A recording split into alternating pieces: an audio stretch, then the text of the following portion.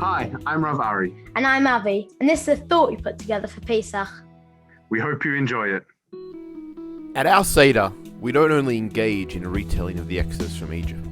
However, we take it a step further and try to relive it. As the Mishna notes, each person must see himself as personally having been brought out of Egypt.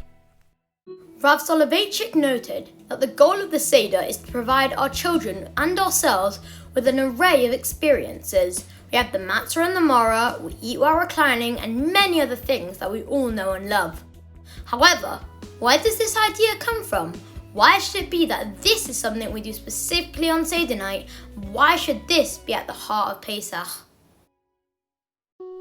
One answer is that the Passuk in Shemot Yud Gimel Chet states when describing the Mitzvot of Pesach that we need to tell our children בעבור זה. It is for this or through this that Hashem acted for me when I went free. The Mechilta notes, and we also say this during the Hagaddah, that this implies that we need to teach the story of Yetziat Mitrayim on the 15th of Nissan, when Matza and Maror are before us and we can point to it. Meaning that there is something special about the Hagaddah that it requires to be said with these reminders before us.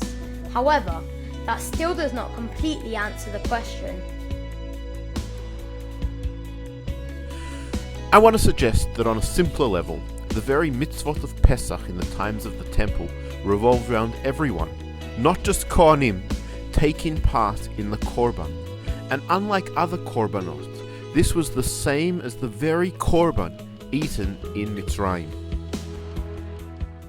Meaning that already from the very ancient times, the Torah mandated that we engage in eating a korban that was part of the Exodus experience. Meaning that the Mitzvah of the Korban Pesach directly tied us to the events of Mitzrayim and made the entire Chag around the eating of that special korban.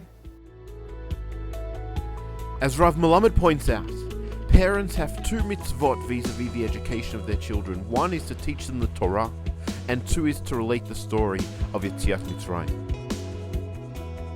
In Rav Melamed's words, we need to teach about Yetziat Mitrayim to teach them what came before Torah, what served as the foundation of our faith.